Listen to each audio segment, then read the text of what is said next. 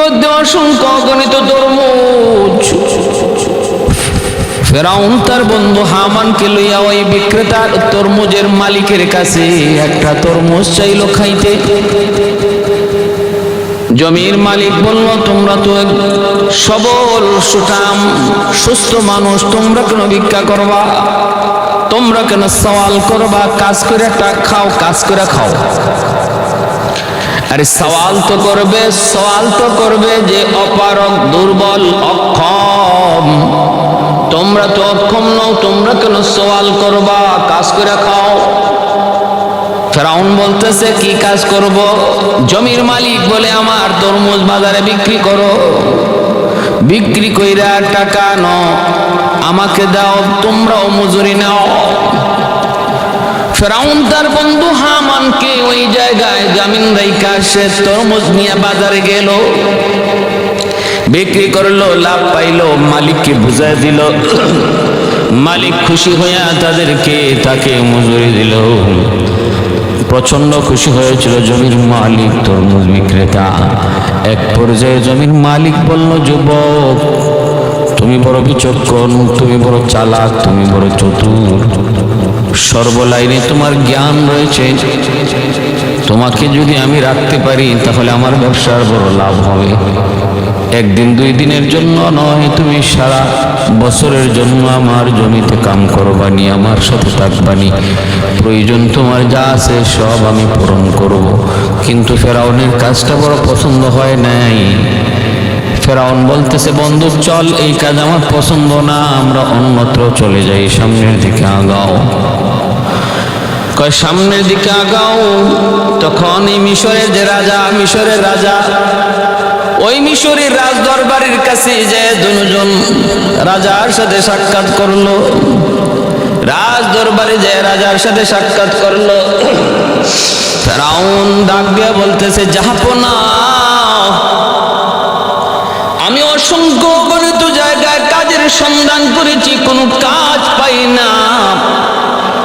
আমি বড় দুর্বল একজন অসহায় মানুষ, বহু দূর থেকে আপনার রাজ্যে এসেছি, কিন্তু উপযুক্ত কোনো কাজ পাইতেছি না। আমার মন চায়, জাহাপনা যদি আমাকে একটু দরদ দেখান, একটু মায়া করেন, একটু মমতা দেন, একটু মায়ার নজর যদি আপনি আমার দিকে দেন, আমার মন চায় আমি শাহী কোনো কাজ, দরবারের কোনো কাজ করতে চাই।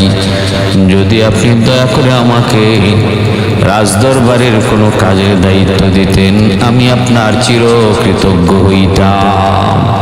খুব চালাক, কথার মধ্যে খুব বড় মায়া, বড় জাদু।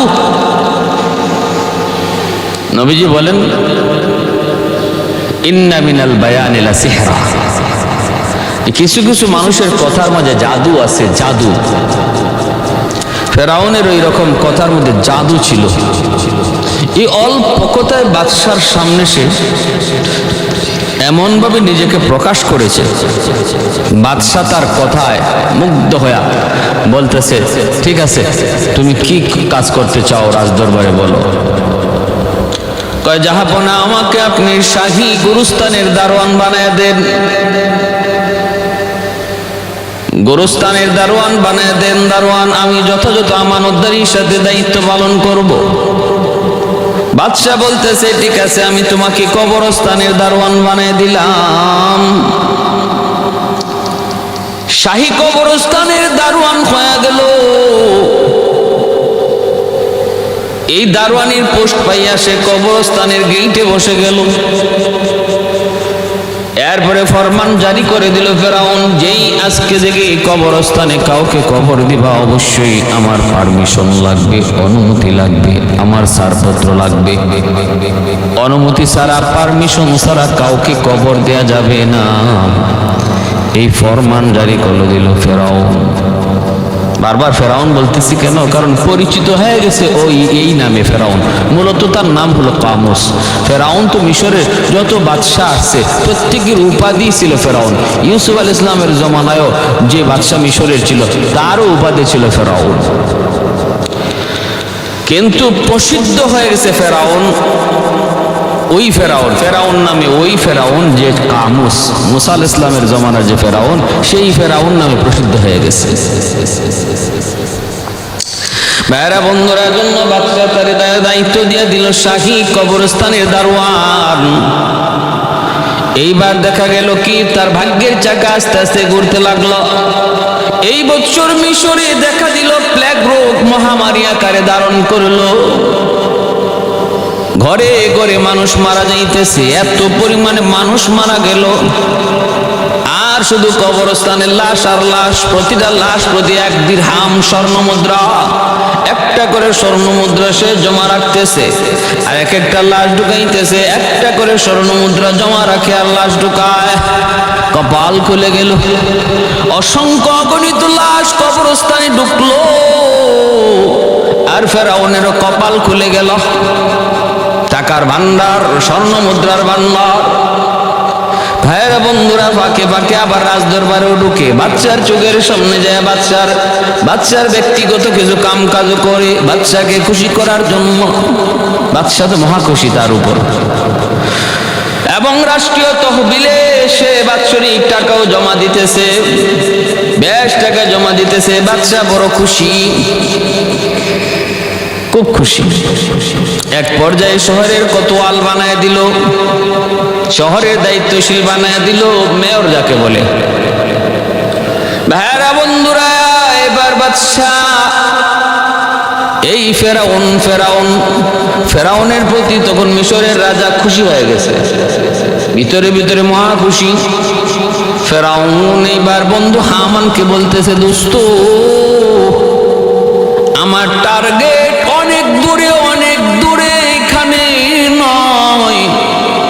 আমি শুধু মিশরের বাদশাহ হতে চাই না, বরং আমি তামাম দুনিয়ার বাদশাহ হতে চাই। শুধু বাদশাহ না, আমি মানুষের মালিক হতে চাই, প্রভু হতে চাই। নাউজুবিল্লাহ। টার্গেট বড় কত দূর, কত বড় স্পর্ধা, কত বড় টার্গেট তার। কয় আমি খালি রাজা হইতে খুশি না, বরং আমি প্রভু হইতে খুশি, আমি তাদের মানুষের রব হয়ে যাব। ভাইয়েরা বন্ধুরা, আমান বলতেছে, দোস্ত এত তাড়াতাড়ি এমন স্বপ্ন দেখা ঠিক নয়। দোস্ত একটু নিজে নিজে চিন্তা করে দেখো, কি ছিলা, কি হয়েছ। এখনই তুমি আবার নিজের খোদা বলে দাবি করবা, এটা কেমন করে সম্ভব? ফেরাউন কয়, না না, আমার চিন্তা, আমার টার্গেট বড় দূরে, অনেক দূরে, অনেক দূরে, অনেক বড়। এখানে আমি যদি ক্ষান্ত হয়ে যাই হবে না। এবার তুমি বলো, আমার উদ্দেশ্য পূরণ করার জন্য কি করা লাগবে? তো উদ্দেশ্য পূরণ করতে হলে আগে তোমাকে রাজা হওয়া লাগবে, রাজা, মিশরের রাজা হতে হবে। ভাইরা বন্ধুরা, এইভাবেই দিন চলে। একদিন ফেরাউন বাদশাকে, রাজাকে বলতেছে, রাজা জাহাপনা, জনগণের দিকে একটু খেয়াল করা উচিত। মানুষ বড় কষ্টে আছে, জীবিকা নাই, অর্থের অভাব। যদি 2 বছরের জন্য খাজনা মওকুফ করে দেওয়া হয়, টার্গেট নিছে, 2 বছরের জন্য যদি খাজনা মওকুফ করে দেওয়া হয়, তাহলে জনগণ আপনার প্রতি বড় খুশি হবে। রাজা বলতেছে এটা কেমন করে সম্ভব? 2 বছর যদি খাজনা মওকুফ করা হয়, তাহলে রাজ্য চলবে কেমন করে? বন্ধুরা, জন্য বলতেছিলাম, যুবক, এই ফেরাউন কিন্তু মূলত মিশরের লোক নয়, বাসিন্দা হলো বলকের। বের হয়েছিল কাজের সন্ধানে, তালাশ করে রাজদরবারে ঢুকলো, মিশরের রাজদরবারে ঢুকলো, গোরস্থানের কবরস্থানের দারোয়ান হলো, সেখান থেকে এখন শহরের কোতোয়াল। এরপরে এখন বাদশারে বলতেছে, বাদশা ঝাঁপনা, জনগণের 2 বছরের জন্য খাজনা মওকুফ করে দেওয়া হোক। বাদশা বলতেছে, কেমন করে সম্ভব? ঠিক আছে, নাও, তোমার খাতিরে 1 বছরের জন্য খাজনা মওকুফ করে দেওয়া হলো। রাজ্য চলবে কেমন করে? এবার ফেরাউন বলতেছে, জাহাপনা, আমিও তো ভাবতেছি রাজ্য তো চলা দরকার, রাজ্যেরও তো অনেক প্রয়োজন। ঠিক আছে, 2 বছরের জন্যই জনগণের খাজনা মওকুফ। 1 বছরের খাজনা আপনি দিলেন, আর 1 বছরের খাজনা আমি দিব জনগণের পক্ষ থেকে, রাষ্ট্রীয় তহবিলে দিয়াও দিল। 2 বছর খাজনা মওকুফ, 1 বছর বাদশা করেছে, আর 1 বছর ফেরাউন তার নিজের থেকে খাজনা তহবিলে জমা রেখেছে। জনগণের ভিতরে তার জন্য, জনগণের মধ্যে তার জনপ্রিয়তা দিন দিন বাড়তে লাগলো। মুখে মুখে ফেরাউনের প্রশংসা। বাদশাও তার উপরে খুশি, রাজাও তার উপরে খুশি। কেমন করে সম্ভব? নিজের তহবিল থেকে মানুষের খাজনা পরিশোধ করছে, বাদশাও তার উপরে মহা খুশি। আমার ভাইরা বন্ধুরা, এক পর্যায়ে হঠাৎ করে বাদশার প্রধানমন্ত্রী অসুস্থ হয়ে মারা গেল।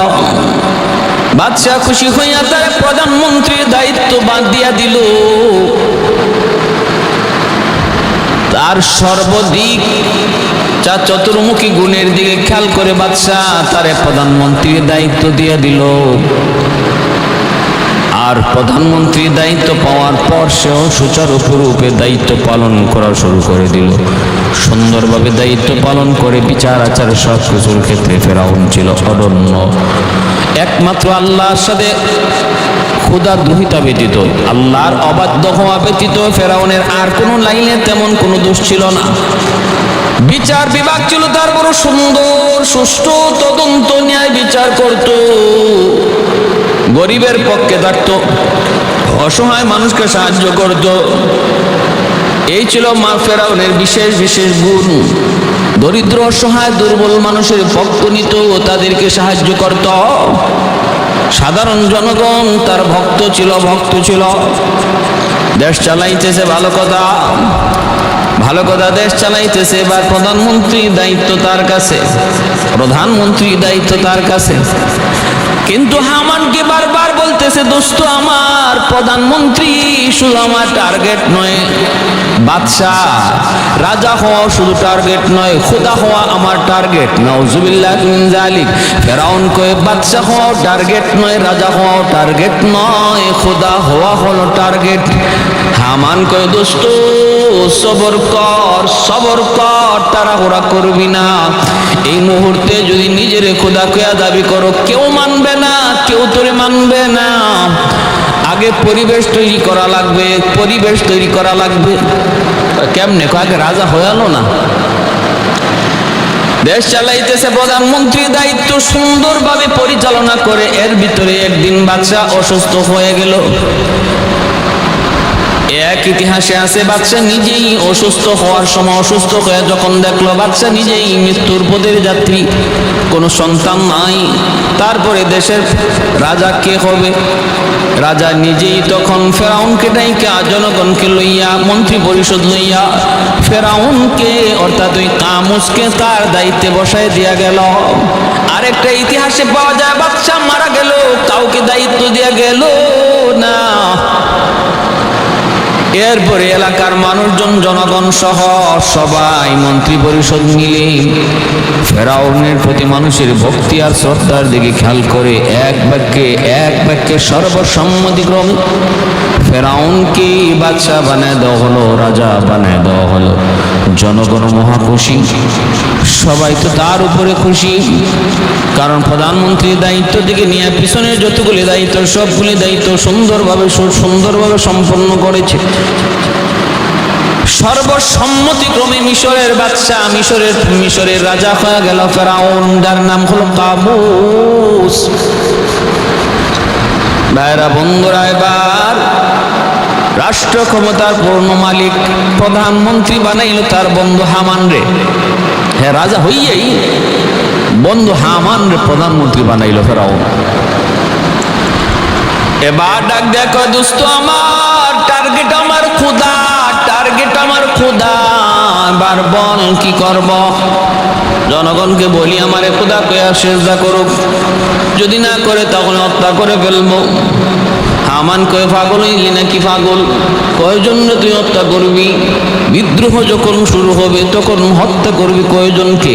অতএব না, তোর এই চিন্তা বাস্তবায়ন করার জন্য আগে পরিবেশ তৈরি করে নে।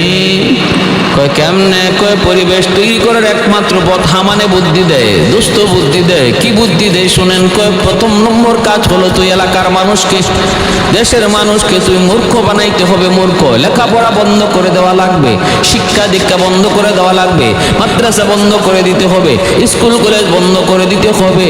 মানুষ যেন শিক্ষার আলো থেকে দূরে সরে মূর্খ হয়ে যায়, মূর্খ হয়ে যায়। আল্লাহর পরিচিতি যেন তাদের অন্তরে না থাকে, আল্লাহর পরিচয় যেন তারা না জানে না শুনে। তখন যখন আল্লাহ কি জিনিস জানবেই না নিজেরে, তখন যদি তুমি খোদাকে দাবি করো তাহলে মানতে কোনো অসুবিধা হবে না। টার্গেটটা দেখছেন? এজন্যই নাস্তিকদের টার্গেট হলো, নাস্তিকদের টার্গেট বাংলাদেশের জমিনেও যারা আল্লাহর নাম নেওয়া বন্ধ করার পায় তারাই লিপ্ত রয়েছে। আল্লাহর পরিচিতি যেই শিক্ষায় হয়, এই শিক্ষা যারা বন্ধ করতে চায়, এরা ফেরাউনের থিওরি গ্রহণ করেছে, হামানের থিওরি গ্রহণ করেছে, হামানের থিওরি গ্রহণ করেছে। ওরা মুসলমানের রক্ত এদের গায়ে নেই, এদের গায়ে রক্ত হলো হামানের রক্ত, এদের গায়ে রক্ত হলো ফেরাউনের রক্ত। যারা কোরআন হাদিসের লেখাপড়া বন্ধ করে আল্লাহর পরিচিতি বন্ধ করে দিতে চায়, আল্লাহর পরিচিতিটা মানুষের অন্তর থেকে মুছে দিতে চায়, এদের গায়ে রক্ত হলো ফেরাউন হামানের রক্ত। নিঃসন্দেহে, কোনো সন্দেহ নেই এই কথায়। এটা আজকের থিওরি নয়, এটা আজকের ষড়যন্ত্র নয়, বহু আগের ষড়যন্ত্র। আমার ভাইয়েরা, বন্ধুরা, ফেরাউন বলতেছে দোস্ত তাহলে এমনই করো। এবার ফেরাউন আদেশ জারি করলো, আমার দেশে যারা বেকার তাদেরকে বেকার ভাতা দেওয়া হবে, বেকার ভাতা দেওয়া হবে, বেকার ভাতা। এই বেকারদের জন্য বেকার ভাতা সর্বপ্রথম উদ্যোগ নিল। বেকার থাকলে অসুবিধা নাই, তোমারে ভাতা দেওয়া হবে। আরে এই ভাতা কোত্থেকে দেওয়া হবে? শিক্ষা ব্যবস্থার, শিক্ষার যে ফান্ড আছে, ওই বাজেট আছে, ওই শিক্ষার বাজেট থেকে বেকারদেরকে ভাতা দিবে। শিক্ষার বাজেট কমাইয়া দেওয়া হবে, বেকারদের ভাতা বাড়াইয়া দেওয়া হবে। তাহলে আর মানুষ শিক্ষা দীক্ষা করে কি লাভ? টাকা পয়সা খরচ করে কি লাভ? বেকার থাকবে, অসুবিধা নাই। বাচ্চা তো আমাদেরকে খাওয়াবে, পড়াবে, সব কিছু বাচ্চা দিবে। লেখাপড়ার প্রতি মানুষের আগ্রহ, লেখাপড়ার প্রতি মানুষের যে আগ্রহ, সেটা নষ্ট করে দেওয়ার জন্যই প্রথমে এই উদ্যোগ নিল। আস্তে আস্তে সহজে কম কম, যেন প্রথম ফুল টার্গেট না নিয়ে অল্প করে ডোজ দেওয়া শুরু করছে, সহনীয় পর্যায়ে। মাদ্রাসা শিক্ষার প্রতি সরকারের কোনো অনুদান নাই, অনুদান সরকারের কোনো বাজেট নাই, সরকারের কোনো বিল পাস নাই। মানুষ যেন এই কথা কোয়া দরকার নাই, মাদ্রাসা বন্ধ করো, মাদ্রাসা বন্ধ করো, মাদ্রাসা বন্ধ করো, এটা বলা দরকার নাই। ওদেরকে বাজেট দেওয়া বন্ধ করে দাও, ওদেরকে তহবিল, ওদের তহবিল দেওয়া বন্ধ করে দাও, কোথা থেকে কোন থেকে তাদের টাকা পয়সা আছে এগুলা বন্ধ করে দাও। আমরা কেন বলবো মাদ্রাসা বন্ধ করো? আমরা এই টাকার উৎস বন্ধ করে দিব, মাদ্রাসা অটোমেটিক বন্ধ হয়ে যাবে। কিন্তু হারামিরা, ওই নাস্তিকরা, এরা জানেই না এই দ্বীনি শিক্ষা মানুষ মাত্র সাধারণ একটা উসিলা। মূলত এই প্রতিষ্ঠানগুলি মূলে চালান আল্লাহ, কারণ এই প্রতিষ্ঠানের মূল ভিত হলো আল্লাহর পরিচিতি আর আমার নবীর আদর্শ। অতএব এই দ্বীনি শিক্ষা প্রতিষ্ঠান এগুলা দুনিয়াতে টিকায় রাখার জিম্মাদার আল্লাহ। ইন্না নাহনু নাযালনা যিকরা ওয়া ইন্না লাহু লাহাফিজুন। এই শিক্ষা প্রতিষ্ঠানগুলোতে লেনিনের আদর্শ শেখানো হয় না, কার্ল মার্কসের আদর্শ শেখানো হয় না, মাও সেতুংয়ের আদর্শ শেখানো হয় না, এখানে বাইবেল পড়ানো হয় না, এখানে অমুক তমুক বই পড়ানো হয় না, কোনো পড়ানো হয় আল্লাহর কালাম, পড়ানো হয় আল্লাহর কালাম, শেখানো হয় আল্লাহর কালাম। শিক্ষা দীক্ষা সব কিছু পড়ানো হয় আল্লাহর কালাম আর আমার নবীর আদর্শ। আর আল্লাহ বলেন আমার কালামকে এই দুনিয়ায় টিকায় রাখা, আমার কালামকে এই দুনিয়ার মধ্যে টিকায় রাখার দায়িত্ব আমি কোনো মানুষের হাতে দেই নাই, এই দায়িত্ব আমি আল্লাহর কুদরতি হাতে। ইন্না নাহনু নাযালনা যিকরা ওয়া ইন্না লাহু লাহাফিজুন। অতএব যে সকল মাদ্রাসাগুলোতে আল্লাহর কালাম পড়ানো হয়, আল্লাহর কালাম বোঝানো হয়, আল্লাহর কালাম শেখানো হয়, ওই প্রতিষ্ঠানগুলা টিকায় রাখার জিম্মাদার আল্লাহ নিজে। তুমি উৎস বন্ধ করে দিলে কি হবে? আজ পর্যন্ত এরকম ভাবে উদ্যোগ নিয়ে কয়টা মাদ্রাসা বন্ধ করতে পারছে? কুদরতি ইশারায় চলতেছে। ভাইয়েরা বন্ধুরা জন্য বলতেছিলাম, হামান বলতেছে দোস্ত সাবধান, এটা করো। মানুষের আগ্রহ আস্তে আস্তে কমায় দিল। এখন বেকারের সংখ্যা বেড়ে গেল, বেকারের সংখ্যা বেড়ে গেল।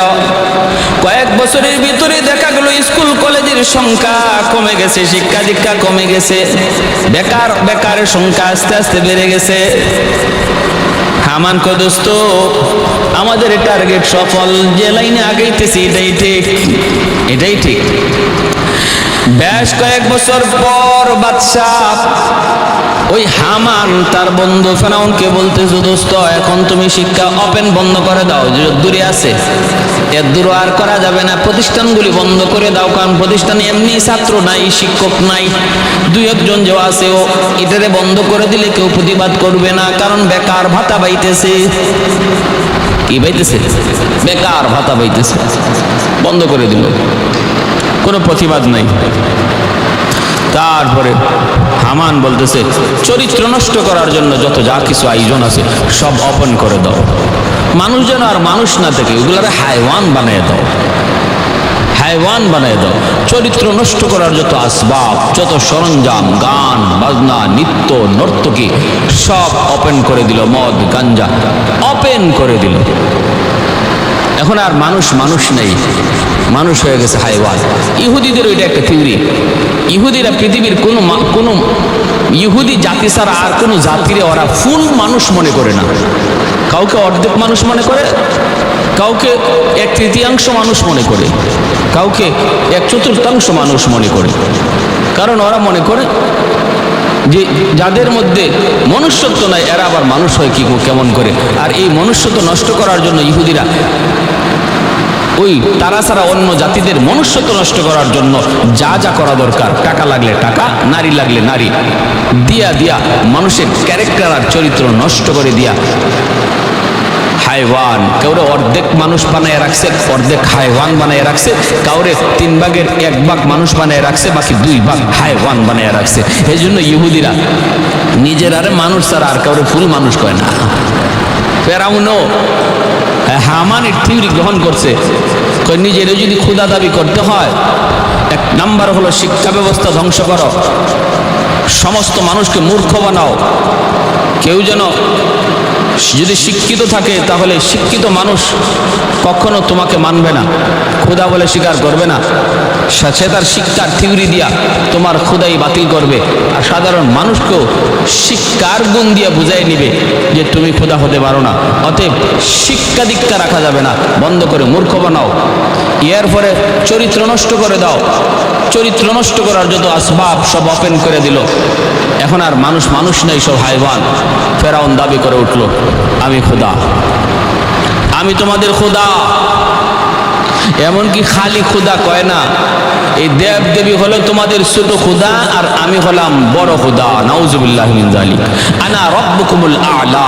আল্লাহ কোরআনের মধ্যে বলেছেন, ফেরাউন ঘোষণা করছে আনা রাব্বুকুমুল আ'লা, দেব দেবীগুলো ছোট খোদা আর আমি হলাম বড় খোদা। আল্লাহ পাক রব্বুল আলামিন কয় আচ্ছা আমি আল্লাহ দেখতেছি কই পর্যন্ত তুই বাড়তে পারো। প্রথম খোদা দাবি করলে ধরলাম না, দেখি আর কতদূর বারস। এরপরে দেখি এখন কয় সবচেয়ে বড় খোদা হে, সবচেয়ে বড় খোদা হে। ফেরাউনের বংশের কিপ্তি বংশের লোক সব তারা খোদা কইয়া মান্য নিল, কিন্তু মুসা আলাইহিস সালামের বংশের লোক বনি ইসরাইল, তারা ইউসুফ আলাইহিস সালামের ধর্মের অনুসারী, তারা এক আল্লাহতে বিশ্বাসী, তারা ফেরাউনকে খোদা কইয়া মানলো না, খোদা মানলো না। বিধায় বনি ইসরাইলের উপরে শুরু হলো নির্যাতন। পুরুষদেরকে বানাইলো চাকর আর বনি ইসরাইল নারীদেরকে বানাইলো চাকরানি। কিপ্তি বংশের নারীদের চাকরানি হিসাবে বনি ইসরাইলের নারীদেরকে নিয়োগ দেয়, আর পুরুষকে চাকর হিসাবে, কিপ্তিদের চাকর হিসাবে নিয়োগ দেয়। অর্থাৎ রাষ্ট্রের যত নিকৃষ্ট এবং নিচু কাজগুলা বনি ইসরাইলদেরকে নিয়োগ দিয়ে করায়, আর উঁচু কাজগুলা কিপ্তিদেরকে দিয়া করায়। এইভাবে নির্যাতন চলছে ফেরাউনের পক্ষ থেকে বনি ইসরাইলের উপরে। আমার ভাইয়েরা বন্ধুরা জন্য বলতেছিলাম এইভাবেই চলছে। একদিন নীল দরিয়ার পানি শুকায় গেল, নীল দরিয়ার পানি শুকায় গেল। মানুষজন সবাই ফেরাউনের কাছে আইসা বলতেছে ও আমাদের খোদা, নাউজুবিল্লাহ, তুমি যদি আমাদের খোদা হয়ে থাকো দরিয়ার পানি আনো, কারণ এই দরিয়ার পানি দ্বারা আমাদের পানির তৃষ্ণা, আমাদের পানির অভাব মিটাই। এই দরিয়ার নীল দরিয়ার পানি দ্বারা আমরা ক্ষেত কামার চাষাবাদ করি, এই পানি দ্বারাই আমাদের জীবন। অতএব পানির ব্যবস্থা করো, পানির ব্যবস্থা করো। ফেরাউন কয় ঠিক আছে আমি দেখতেছি। ফেরাউন তো ভালো করে জানে এই পানি আনার ক্ষমতা ওর নাই, পানি আনার ক্ষমতা ওর নাই। ও যে খোদা দাবি করে এটা সম্পূর্ণ একটা ফাও কথা, মানুষকে একটা ধোঁকা দেয়া রাখছে। ভাইরা বন্ধুরা, মানুষ কিছুটা তারে খোদা গোয়া দাবি, খোদা মেনে নেওয়ার কিছুটা কারণও ছিল, যুক্তিও ছিল। হায়াত পাইছে 450 বছর, কোন রেওয়াতে 400 বছর। একদিনের জন্য ফেরাউন কোনো অসুস্থ হয় নাই, এমনকি সর্দি কাশিটা পর্যন্ত ফেরাউনের হয় নাই, ঠান্ডা পর্যন্ত লাগে নাই ফেরাউনের। তার রাজমহলের পাশে একটা ছিল গাছ, এই গাছের পাতা দিয়ে সে মানুষের চিকিৎসা করত। এই চিকিৎসার দ্বারা মানুষ ভালো হয়ে যাইত। নীল দরিয়ার পানি শুকায় গেল। এইবার ফেরাউন বুঝতে পারলো ধরা বনে খায়া গেছি, এখন পানি আনবো কেমন করে। রাতের অন্ধকারে পাহাড়ে চলে যায়, জঙ্গলে চলে যায়, গর্তের ভিতরে ঢুকে ফেরাউন আল্লাহর কাছে সেজদায় পড়ে কান্দে আর কয় মালিক, আমি তো ভালো করে জানি আমি কেমন খোদা, তুমিও ভালো করে জানো আমি কেমন খোদা। আমি তো হলাম পাক্কা একটা বাটফার, আমি হলাম আস্তা একটা বাটফার, আমি হলাম আস্তা একটা চিটার। মানুষের কাছে খোদা কয়া দাবি করতে, খোদা কয়া প্রকাশ করতে আমার বড় ভালো লাগে গো মালিক। তুমি তো হলে আসল মালিক, আমি হলাম নকল মালিক। আল্লাহ, আমার মনের ইচ্ছাটা তুমি একটু পূরণ করতে দাও না। দুনিয়াতে আমার একটু খোদা, দুনিয়াতে আমার মানুষ খোদা কয়া ডাকুক, আমার মনের ইচ্ছাটা তুমি একটু পূরণ করতে দাও। আমি আখিরাত চাই না, আমি দুনিয়া চাই।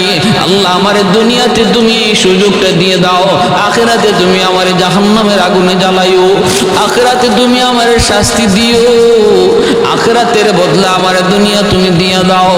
আল্লাহর কাছে যখন এইভাবে কান্দে, রব্বুল আলামিন তার এই দোয়া কবুল করে নিছে। বান্দা, ঠিক আছে, আখিরাত তুই চাইলি না, দুনিয়া চাইলি, নে আমি তোরে দুনিয়া দিলাম।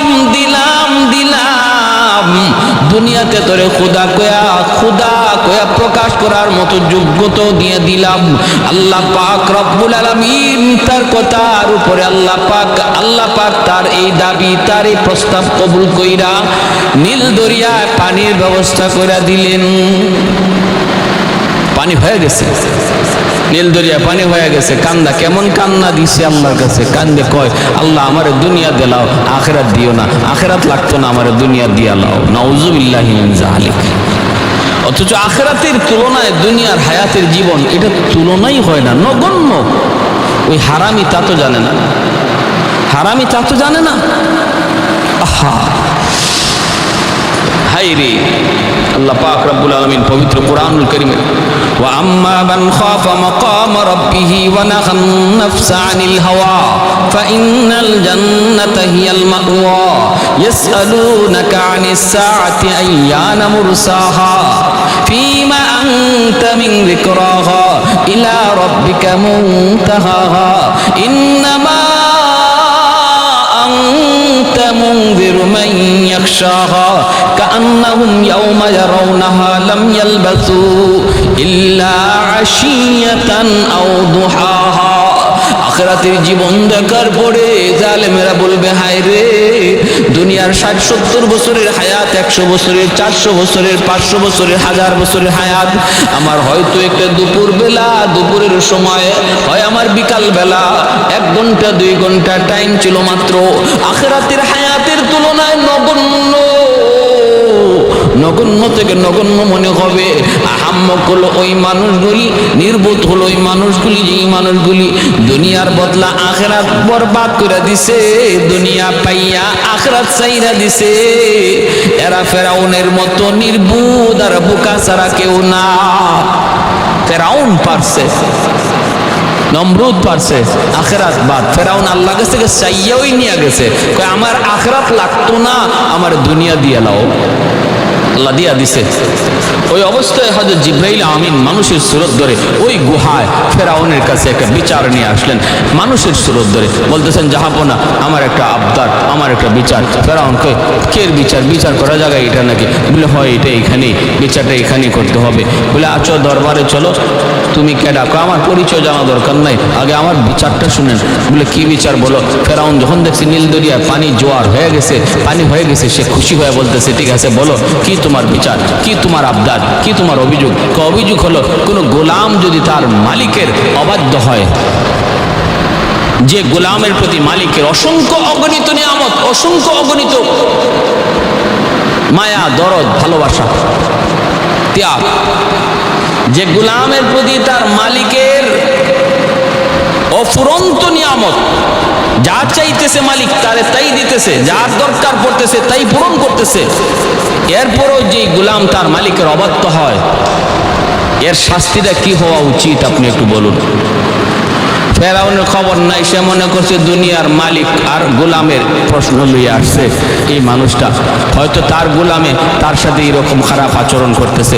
কই এর শাস্তি হলো নীল দরিয়ার পানিতে ওরে চুবাইয়া মারা। জিবরাইল আমিন বলে, ভালো কথা, এইটা কি সঠিক বিচার? বলে, হ্যাঁ, এটাই সঠিক বিচার। তাহলে আপনি শুধু মুখে না, কথাটা আমার কাগজে লিখে দেন, কারণ আমার এরকম একটা বিচার করা লাগবে। আপনার যদি স্বাক্ষর থাকে, সিল থাকে, তাহলে বিচারটা আমার খুব আসান হবে। আমি কাগজ কলম এখন কই পাবো? জিবরাইল আলাইহিস সালাম মানুষের সুরত ধরে তিনি বলেন, ব্যবস্থা আমার কাছে সব আছে, কাগজ কলমে ফেরাউন লিখে দিছে। যেই মালিক, যেই গোলাম মালিকের অবাধ্য হয়, অথচ ওই গোলামের প্রতি তার মালিকের অফুরন্ত নিয়ামত, এর শাস্তি হলো নীল দরিয়া পানিতে চুবাইয়া মারা। এই কথা কাগজে লিখিয়া ফেরাউন তার সাক্ষ্য সহ উল্লেখ করে দিছে। এই কাগজটা জিবরাইল ইসলাম নিজের কাছে লইয়া তিনি গুহা থেকে চলে আসলেন। আমার ভাইরা, বন্ধুরা, এরপরে ফেরাউনের মানুষ জনগণের সামনে যে হাজির হলো, জনগণকে বললো যে, দেখো আমি তোমাদের কেমন ক্ষুধা, তোমরা পানি চাইছো, নীল দরিয়া পানির ব্যবস্থা হয়ে গেছে। আল্লাহ পাক তারই দাবিটারে, তারই আবদারটারে আল্লাহ এমন কবুল করা করছে, আল্লাহ পাক এমনভাবে গ্রহণ করছে, কন্যা আজকে থেকে নীল দরিয়ার পানি তোর কোথায় উঠবো আর তোর কোথায় যাবে, তোর কোথায় জোয়ার হবে, তোর কোথায় ভাটা হবে, যেভাবে তুই বলবি এভাবে। এখন দেখা যায় ফেরাউনের কথায় নীল দরিয়ার পানির জোয়ার ভাটা হয়। মানুষজন তার ক্ষুদা খোয়া আরো বাড়াইয়া দিছে, তাদের ইয়কিন আরো বেড়ে গেছে যে ইনি আমাদের মেয়ের বড় খোদা, ইনি আমাদের আসল খোদা। হ্যাঁ ভাইরা, বন্ধুরা, এইভাবেই চলছে, চালাইতেছে। কিন্তু তার ঘরে হযরত বিবি আসিয়া, তার স্ত্রী, বনি ইসরাইলের একজন অনিন্দ সুন্দরী, বিশ্ব সুন্দরী একজন নারী আসিয়া, রূপে গুণে সর্বদিক দিয়া তিনি অতুলনীয়, পুত পবিত্র, তারে পছন্দ করে ফেরাউন বিয়ে করেছিল। আসিয়া কিন্তু তারে খোদা বলে মানতে রাজি না, আসিয়া কিন্তু তারে খোদা বলে মানতে রাজি না। এইভাবে ফেরাউন চালাইতেছে তার দরবার, চালাইতেছে, খোদা বইলা চালাইতেছে। এর ভিতরে জ্যোতিষীরা একদিন বলতেছে, ভাবনা আপনার রাজ্যে একটা বাচ্চা, আপনার রাজ্যে একটা সন্তান জন্ম নিবে, এই সন্তানের হাতে আপনার রাজত্ব যাবে, ক্ষমতা যাবে। এখনো সে দুনিয়া আসে নাই, এমনকি মার গর্ভে এখনো আসে নাই, এখনো সে বাবার উদরে রয়েছে, বাবার পৃষ্ঠদেশেই রয়েছে, তার বাপ মার এখনো মিলন হয় নাই। আমরা জ্যোতিষী বিদ্যা পড়ে যা পড়লাম, যা জানলাম, তার হাতে আপনার ক্ষমতা যাবে। বাদশা তো জারি করলো, কয় কোন বংশের হবে, কয় বনি ইসরাইলের। জ্যোতিষীরা কয় বনি ইসরাইলের, বাচ্চাটা জন্মিবে বনি ইসরাইলে। ফেরাউন ঘোষণা দিল, বনি ইসরাইলের কোনো নারী পুরুষ আজ থেকে মিলামিশা করতে পারবে না। এই ফেরাউনের দরবারে, রাজ দরবারে গুরুত্বপূর্ণ এক পদে, দায়িত্বে তিনি চাকরি করতেন মুসা আলাইহিস সালামের আব্বা, যার নাম ইমরান, মা তিনি হলেন খাতুন। ইমরান মুসা আলাইহিস সালামের বাবা, তিনি তো রাজ দরবারে চাকরি করতেন। আদেশ জারি করলো, স্বামী স্ত্রী আর একজন আরেকজনের সাথে মিলামেশা নিষেধ। এখন তো মিলামেশা করার সুযোগ নাই, নিষেধ করে দিছে।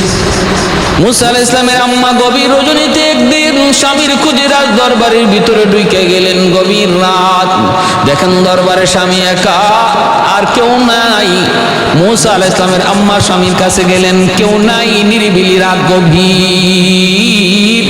স্বামী স্ত্রীর ভিতরে একটা কামভাব জাগলো, গোপনে তারা একে অপরে মিলিত হয়ে গেলেন। এরপরে দ্রুত মুসা আলাইহিস সালামের আম্মা চলে আসলেন। ভাইরা বন্ধুরা, পরের দিনই জ্যোতিষীরা জানায় দিয়েছে বাচ্চাকে বাচ্চা যাব না। খবর বড় খারাপ, যেই বাচ্চার হাতে আপনার ক্ষমতা যাবে এই বাচ্চা এখন আর বাবার পৃষ্ঠদেশে নাই, বাবার পৃষ্ঠদেশ থেকে মায়ের উদরে চলে আসছে। কষ্টি কোন ফাঁকে কি হইলো তালাশ করে দেয়, কোনো খবরই নেই। মূলত তার রাজ দরবারই ঘুরে গেছে ঘটনা। ওই রাত্রেই মুসা আলাইহিস সালাম বাবার পৃষ্ঠদেশ থেকে মায়ের উদরে চলে গেছে। কিন্তু ফেরাউন এবার আদেশ জারি করেছে, হায়রে সর্বনাশ, এখন দেখো তোমরা তাড়াতাড়ি করে কোন মহিলা গর্ভবতী হইতেছে, যে মহিলা গর্ভবতী হয় সাথে সাথে তার গর্ভপাত করাও, অথবা তার হত্যা করো, তার পেটের বাচ্চারা নষ্ট করো। এই কিপ্তি বংশের মহিলারা ফেরাউনের বংশের মহিলারা বনি ইসরাইলের বংশের নারীদের এই কারা গর্ভবতী হয়েছে তাদের তালাশে বের হয়ে গেল। আল্লাহ পাক পৃথিবীতে দুইজন নারী, দুইজন মার সন্তান পেটে আসার পরেও তাদের পেটটাকে আল্লাহ এমনভাবে রাখছিলেন যেন কেউ বুঝতে না পারে যে পেটে সন্তান আছে। এক হলো উম্মে মুসা, আরেক হলেন উম্মে ঈসা। এক হলেন মুসা আলাইহিস সালামের আম্মা, আরেক হলেন হযরত ঈসা আলাইহিস সালামের আম্মা। এই দুজন মায়ের পেট স্বাভাবিক ছিল সন্তান পেটে আসার পরেও। এজন্য কিপ্তি নারীরা মুসা আলাইহিস সালামের আম্মাকে দেখছে কিন্তু বুঝতে পারে নাই পেটে বাচ্চা ছিল। আল্লাহর কুদরতে যে বাচ্চা ভূমিষ্ঠ হলো, মুসা আলাইহিস সালামের জন্ম হলো, নীল দরিয়ায় ভাসাই দিলেন আল্লাহর হুকুমে। এই কাঠের বাক্স যায় ফেরাউনের দরবারে যায় লাগলো। ভূমিষ্ঠ হওয়ার পরেও একে একে জানাই দিল। জ্যোতিষীরা কইল এখন মার পেট থেকে বাচ্চা দুনিয়াতে আইছে। ফেরাউন আদেশ জারি করলো যত শিশু বাচ্চা আছে বনি ইসরাইলের জবাই করো। একদিন 70,000 শিশু বাচ্চা জবাই করছে। এরপরও মুসা আলাইহিস সালামকে পায় নাই।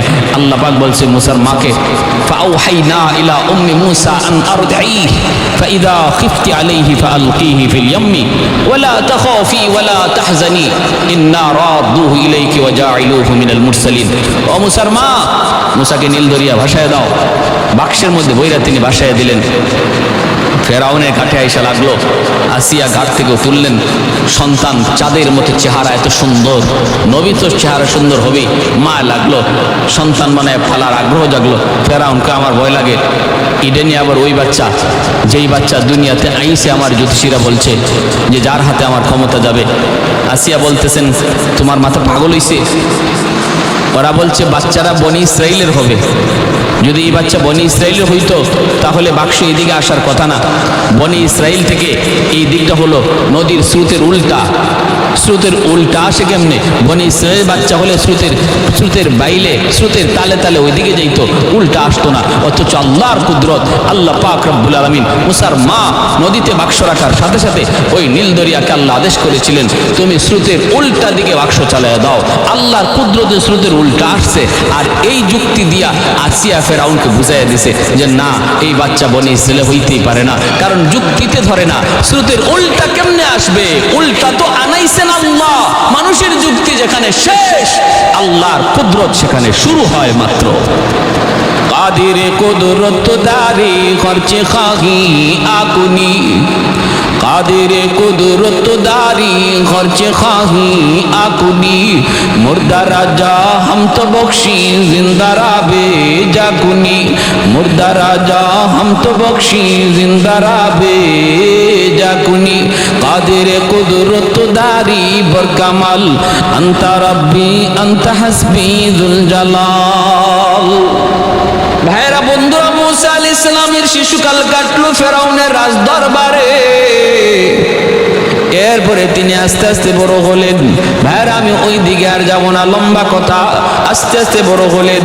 ফেরাউনের কাছে তিনি একত্ববাদের দাওয়াত পেশ করলেন। ফেরাউন বলতেছে না না, তোমার খোদা কি করে? কয় আমার খোদা মানুষকে হায়াত দেয়, মানুষকে মৌত দেয়। ফেরাউন কয় আমিও হায়াত মৌত দিই। জেলখানা থেকে দুইজন মানুষ এনে একজনকে হত্যা করলো, আর একজনকে বাঁচায় দিল। মুসা আলাইহিস সালাম বলতেছে আমার আল্লাহ সূর্যকে পূর্ব দিকে উঠায়, পশ্চিম দিকে অস্ত নেয়। তুমি যদি পারো তোমরা পূর্ব দিক থেকে নয় পশ্চিম দিক থেকে সূর্য উঠাও। ফাবুহিতাল্লাযী কাফার, ফেরাউন তখন হতভম্ব হয়ে গেল, জবাব দিতে পারলো না। ফেরাউন হামানকে উঁচু একটা ইমারত তৈরি করলো। ওই উঁচু ইমারত তৈরি করে ওইখান থেকে তীর মাইরা আল্লাহকে শেষ করার জন্য তীর মারলো। আল্লাহ ফেরেশতাদেরকে বললেন, তীরের মাথার মধ্যে তোমরা একটু রক্ত লাগায়া দাও, ওর খাহেসটা পূরণ করতে দাও। তীর যখন ফিরে আসলো, তীরের মাথায় রক্ত। ফেরাউন বলতেছে, এই যে দেখো মুসার খোদারে মেরে ফেলছি, তীরে রক্ত। আল্লাহ পাক কয়ে, রে জিব্রাইল, একটা পাখা দিয়া এর উঁচু ইমারত ধ্বংস করে দেওয়া হলো। ভাইরা বন্ধুরা, মুসা আলাইহিস সালাম কিপ্তি বংশের এক লোক আর বনি ইসরাইলের এক লোক, দুইজনে লাগছে ঝগড়া। এই দুইজনের ঝগড়া থামাইতে যায় তিনি দুজনকে একটু থাবা দিলেন। কিপ্তি বংশের ওই মানুষটারে বলতেছেন, বেটা যা, আহাম্মক ঝগড়া করে নাকি, এইভাবে আস্তে করে থাবা দিছেন। ঝগড়া ভাঙানোর জন্য মানুষ আস্তে করেই থাবা দেয়, আস্তে করেই শাসন করে, কিন্তু এতটুকু দিয়ে লোকটা মারা গেল। মুসা আলাইহিস সালাম সাথে সাথে বলতেছেন, তুমিও তাড়াতাড়ি ভাগো, আমিও ভাগি, এত মরে গেছে আমি তো বুঝতে পারিনি মরে যাইব। এইবার ফেরাউন যে লোকটারে মারা হয়েছে এ ছিল রাজ বাবুর্চি। ফেরাউন তালাশ শুরু করে দিল, কে আমার বাবুর্চিরে মারলো, কেউ পায় না, কোনো খোঁজ খবর নাই, কেডায় মারছে। পরের দিন মুসা আলাইহিস সালামের বংশের এই লোকটাই আরেক লোকের সাথে ঝগড়া লাগাই দিছে। মুসা আলাইহিস সালাম কে দেখে সে আবার ডাক দিছে, মুসা আমারে বাঁচাও। মুসা আলাইহিস সালাম গেছে, এই মিয়া গতকাল তুমি ঝগড়া করছো, আমি বাঁচাই দিলাম, আজকেও আরেকজনের সাথে ঝগড়া করছো, লাগাই দিছো, তাহলে তো তুমি লোকটা বেশি ভালো না। যখন এমন বলছেন তখন ওনার বংশের এই লোকে কয়ে ভয় পেয়ে গেছে, রে মুসা তো মনে হয় আমার সাথে খেপে গেছে, এখন কি আবার আমারে মেরে ফেলে কিনা। কয়ে, মুসা তুমি কি এখন আজকে আবার আমার হত্যা করে ফেলবা নাকি, গতকাল যেভাবে অমুকে হত্যা করছো। এই কথা বলতে ওই লোকটা, যে লোকটার সাথে ঝগড়া করতেছিল, সে জেনে ফেলছে যে গতকালকের এই বাবুর্চি, শাহী বাবুর্চির হত্যাকারী মুসা। এ দূর দিকে ফেরাউনকে জানাই দিছে যে আপনার বাবুর্চির হত্যাকারী তো মুসা। আল্লাহ পাক সাথে সাথে বলতেছেন, মুসা তুমি তাড়াতাড়ি করে রাতের অন্ধকারে বনি ইসরাইলদেরকে নিয়ে পালায়া যাও। রাতের অন্ধকারে মুসা আলাইহিস সালাম বনি ইসরাইলদেরকে নিয়ে তিনি মিশর ছেড়ে পালায়া যাইতেছেন। ফেরাউন খবর পেয়ে গেল, পিছনে সেও দাওয়া করলো মুসা আলাইহিস সালামকে হত্যা করার জন্য, মুসা আলাইহিস সালামকে হত্যা করার জন্য। লোহিত সাগরের পারে যে মুসা নবী, তিনি তো দেখতেছেন একদিকে সাগর আর একদিকে ফেরাউনের বাহিনী আসতেছে। আল্লাহ, এখন কি করব? এলাকার ওনার গোষ্ঠীর লোকেরা বনি ইসরাইলরা কয়, নবী গো এখন কি করব? আমরা তো মনে হয় ধরা খেয়ে গেলাম। নবী বলে, লা কাল্লা, না এমনটা হতেই পারে না, আল্লাহ আমাদেরকে রাস্তা দেখাবেন। আল্লাহ বলতেছে, মুসার এই লাঠি দিয়ে আঘাত করুন এই লোহিত সাগরে। 12টা রাস্তা হয়ে গেল, নদী পার হয়ে গেলেন। ফেরাউন বাহিনী নিয়ে আইসা দেখে কত সুন্দর রেডিমেড রাস্তা। একবার মন চায় সে রাস্তা দিয়ে যাবে, আরেক মনে কই যাইস না, তুই দেখতেছো এটা তোর রাস্তা, মূলত এটা রাস্তা নয়, এটা তোর জম। আল্লাহ পাক জিব্রাইল আলাইহিস সালামকে ঘোড়ার পিঠে মানুষের সুরত ধরাইয়া তিনি ওই পানি দিয়া ঘোড়া চালায়া দিছেন, ওই রাস্তা দিয়ে ঘোড়া চালায়া দিছেন। এইটা দেখে ফেরাউনের আগ্রহ জাগলো, সেও তার ঘোড়া চালায়া দিল। জিব্রাইল আলাইহিস সালামের ঘোড়ার পিছনে মাঝখানে যাওয়া মাত্রই আল্লাহ কয়, পানি রে, তোর খালিকার মালিক কয়, মালিক তুমি। কয়, আর দেরি করবি না, এখনই ওই বেঈমান রে তোরা হত্যা কর। পানির সাথে সাথে মিলে গেল আওয়াজে দুদিকের পানি মিলে পানির নিচে সমাধি হয়ে গেল। যখন পানিতে চুবায়া ফেরাউন মরতেছে, তখন মুসা আলাইহিস সালাম দেখতেছেন, আর মুসা আলাইহিস সালামের ডাক দিয়ে বলতেছে, মুসা তোমার খোদার উপরই মান আনলাম, আমারে বাঁচাও। আল্লাহ পাক রব্বুল আলামিন জিব্রাইল কয়, জিব্রাইল যাও, ওর হাতের লেখা সার্টিফিকেট যে কাগজে ছিল ও কাগজটা ওর চোখের সামনে দেখাও। তখন জিব্রাইল আলাইহিস সালাম এসে বলতেছে, শোন, তওবা করার মেয়াদ শেষ, টাইম শেষ, এখন আর আমি ঈমান আনলাম এই কথা বইলে কোনো লাভ নাই। তোর আইনেই তোর শাস্তি হচ্ছে, তোর দেওয়া আইনেই তোর শাস্তি হচ্ছে। বলে কি? কয়, যে দেখ কাগজ। অবাধ্য গোলামের শাস্তি কি হওয়া উচিত? নীলদরিয়ার পানিতে, লোহিত সাগরের পানিতে চুবায়া মারা উচিত, এই সিদ্ধান্ত তোর। অতএব তুই দেখ, তোর সিদ্ধান্ত মোতাবেক তোরে পানিতে চুবায়া মারা হচ্ছে। প্রিয় হাজিরিন, সেই ফেরাউনের মৃত্যু হয়ে গেল। আর বনি ইসরাইল এরা বিশ্বাস করে না, কই এত বড় দাপটওয়ালা দুর্ধর্ষ ফেরাউন পানির তলে মরে গেছি গা। বনি ইসরাইল এরা আসছিল আরেক দিয়ারা জাতি, কয় নবী গো আমরা বিশ্বাস হয় না। আল্লাহ নবী মুসা আলাইহিস সালামকে, আল্লাহ এরা যে তুমি মারছো আমারই কওমি, এদের বিশ্বাসই হয় না, তুমি একটু দেখাইয়া দাও। তখন সাগরকে আল্লাহ আদেশ করলেন, পানি ঢেউয়ে বাইরিয়া বাইরিয়া নদীর কিনারার মধ্যে ফেরাউনের লাশ এনে ফেলাইল। আর আল্লাহ পাক রব্বুল আলামিন কোরআনে বলছেন, ফেরাউনের লাশটাকেও আমি আল্লাহ কি করলাম, এরকমভাবেই তাদের জন্য নিদর্শন বানায় রাখলাম তাম পৃথিবীর মানুষের জন্য। আজও ফেরাউনের ওই লাশ মিশরের পিরামিডে অক্ষত রয়েছে, মানুষকে নিদর্শন। তুমি জুলুম যতই বড় জালিম তুমি হও, জুলুমের শেষ তোমার হাতে নয়, জুলুমের শেষ আমি আল্লাহর হাতে। কোনো জালেম রেহাই পাই নাই।